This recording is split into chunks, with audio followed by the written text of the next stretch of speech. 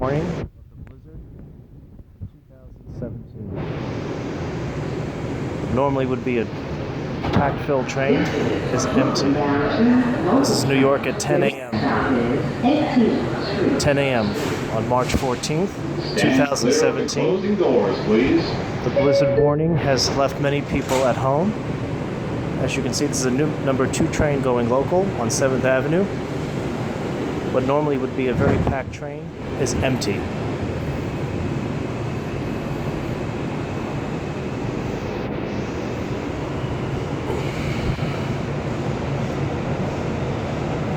Stations are empty. There's no one on stations waiting for trains.